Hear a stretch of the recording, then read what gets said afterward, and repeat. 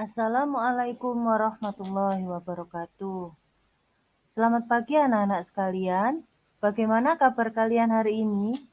Semoga tetap sehat, tetap semangat belajarnya. Anak-anak sekalian, hari ini kita berjumpa lagi untuk belajar bersama dalam pelajaran pendidikan agama Islam. Hari ini kita akan membahas materi tentang huruf hijaiyah bersambung. Sebelum mulai belajar, mari kita membaca doa sebelum belajar terlebih dahulu. Bismillahirrahmanirrahim. Rabbi zidni ilma warzuqni fahma birahmatika ya arhamar rahimin. Amin.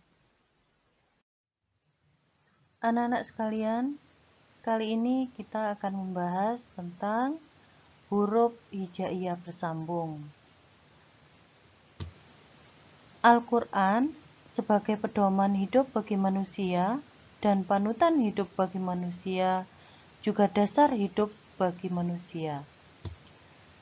Di dalamnya terdapat huruf-huruf hijaiyah atau bisa juga kita sebut dengan huruf-huruf ejaan bahasa Arab. Apabila kita membaca Al-Quran, maka dimulai dari sebelah kanan, bukan hanya membaca, tapi menulis huruf Arab juga dimulai dari sebelah kanan. Bunyi huruf Al-Quran akan disesuaikan dengan harokatnya atau juga tanda bacanya. Apabila tanda bacanya fathah, tanda di atas lurus, maka disebut A. Apabila tanda bacanya kasroh yang terletak di bawah huruf, maka dibaca I. Apabila tanda bacanya dhammah atau letaknya di atas dengan terdapat mata, maka dibaca U.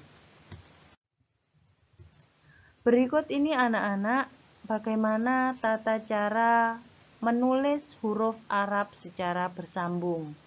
Baik itu letaknya di depan atau di tengah atau juga di belakang.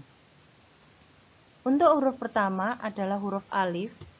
Caranya yaitu apabila di depan maka dia akan secara mandiri huruf itu sendiri yang ditulis, tidak ada penambahan apapun. Karena di huruf alif tidak bisa disambung dengan huruf apapun apabila letaknya di depan. Apabila letaknya di tengah atau di belakang, maka akan terlihat seperti ini. Yang di tengah, kemudian setelah lam menjadi alif lam apabila letaknya di belakang. Berikutnya yaitu huruf ba, ta, sama sa. Karena penulisan apabila berupa huruf Arab sambung adalah sama, maka dijadikan satu saja.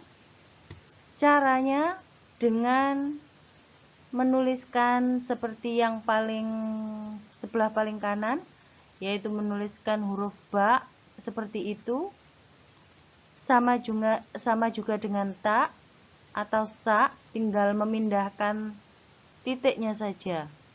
Kemudian urutan kedua apabila terdapat di tengah, karena huruf ba, ta, sa itu bisa disambung dengan huruf sebelumnya dan huruf sesudahnya, semuanya dapat disambung. Sa dan ta di tulisan paling kiri itu apabila tempatnya di paling akhir, ya, begitu. Kemudian ada huruf dal, zal, ro, zai, dan waw. kelima huruf ini adalah penulisan bersambungnya adalah sama. Ketika dia di depan, maka dia akan ditulis dengan huruf itu sendiri karena dia tidak bisa disambung dengan huruf setelahnya. Maka dia ditulis huruf itu sendiri tanpa ada sambungan apapun. Kemudian ada huruf ro di situ, bisa disambung dengan huruf sebelumnya, akan tetapi tidak bisa bersambung dengan huruf sesudahnya. Begitu juga dengan huruf zal, waw, zai, dan dal, dan ro. Juga sama, bisa disambung dengan huruf sebelumnya, akan tetapi tidak bisa disambung dengan huruf sesudahnya. Selanjutnya ada huruf jim, ha, dan kho. Huruf ini cara menuliskan untuk huruf pertama, jadi seperti yang ada di baris paling kanan, kemudian di tengah apabila dia berada di posisi tengah, hampir sama dengan huruf ta, sa, dan ba, dia bisa bersambung dengan huruf sebelumnya dan dia juga bisa disambungkan dengan huruf sesudahnya.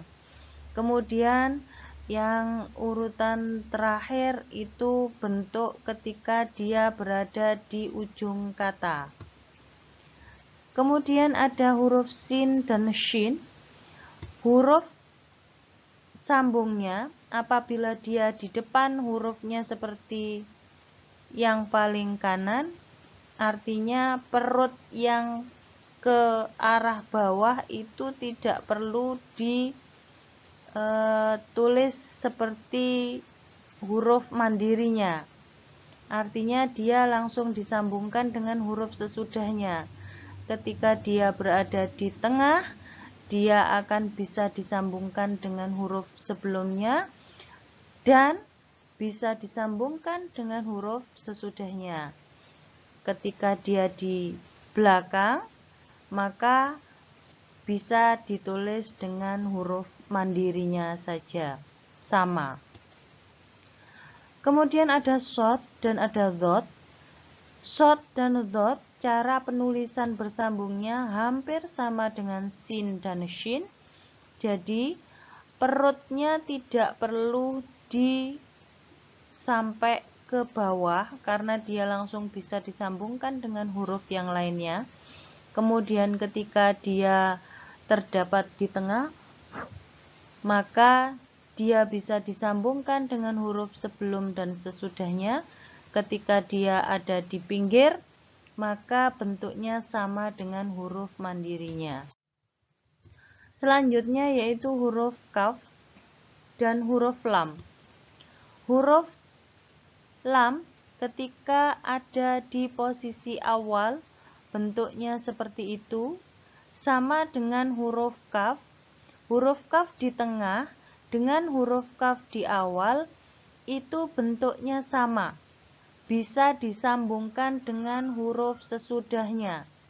Huruf kaf di tengah itu juga bisa disambungkan dengan huruf sebelum dan huruf sesudahnya.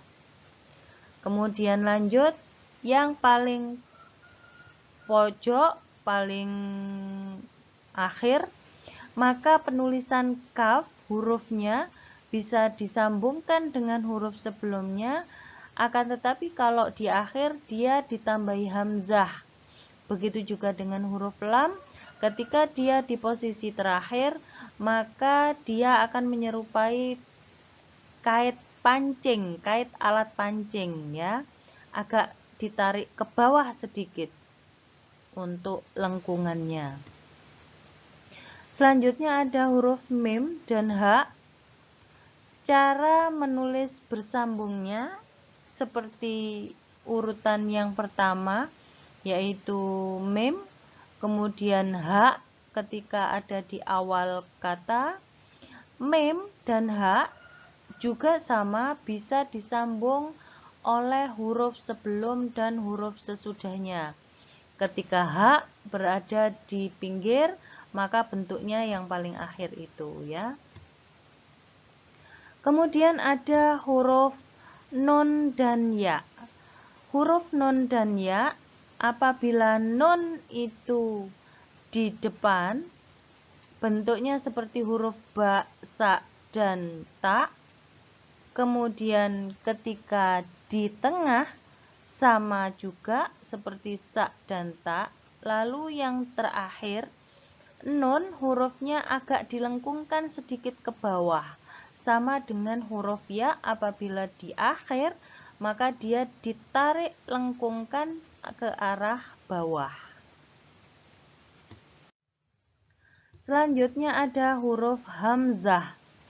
Ada huruf hamzah. Hamzah apabila diberikan harokat, maka dia akan butuh pegangan huruf yang lain. Ketika dia dikasih harokat fathah, maka dia harus ditambahi dengan tulisan alif yang di atasnya dikasih hamzah. Apabila dia berharokat kasroh, maka dia butuh gigi untuk menambatkan huruf hamzahnya. Bisa disambungkan dengan huruf sebelum dan huruf sesudahnya. Lalu yang terakhir, apabila dia berharokat i, di sini ditambahi huruf ya untuk sangkutan dari huruf hamzahnya itu sendiri.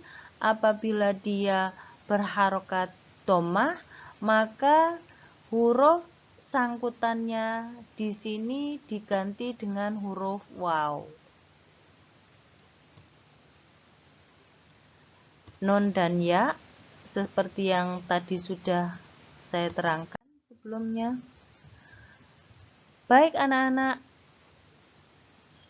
setelah kita tahu caranya bagaimana cara menyambungkan huruf satu dengan huruf yang lainnya, maka kita akan coba di sini untuk membuat contoh dalam sebuah kalimat. Di sini ada kalimat Roshida. Maka apabila dalam penulisan bahasa Arabnya yang tidak bersambung akan seperti ini, Roshida, dipotong-potong. Kemudian ketika disambungkan dengan hijaiyah bersambung, maka bentuknya ro tetap tidak bisa disambungkan dengan huruf yang lainnya. Adapun shin dan dal bisa disambungkan. Lanjut. Kata tolabu. Tulisannya to, lam, ba. Kemudian ketika dia disambung, semuanya bisa tersambung sempurna, tidak ada yang terpotong. Kemudian kata berikutnya, ghafaro. Ketika tidak disambung, terdapat huruf ghain, fa, dan ro. Dan apabila disambung, semuanya tersambung sempurna karena ro berada di belakang. Ro bisa disambung dengan huruf sebelumnya. Kata berikutnya, khotoba. Cara penulisannya ada huruf kho, to, dan ba. Ketika disambung, akan tersambung secara sempurna semua tiga-tiganya. Berikutnya, hasuna. Hasuna ada huruf ha, sin, dan nun. Hasuna ada yang didomahkan di situ, yaitu huruf sinnya, karena lambangnya u.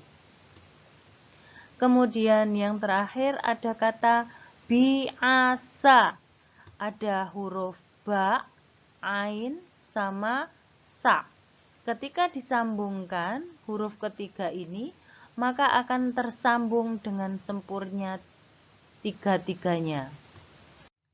Baik anak-anakku, begitulah yang bisa kita bahas untuk pagi ini tentang huruf hijaiyah bersambung. Telah selesai. Maka mari kita tutup dengan bacaan hamdalah. Alhamdulillahirabbil alamin. Wakhiran, wassalamualaikum warahmatullahi wabarakatuh.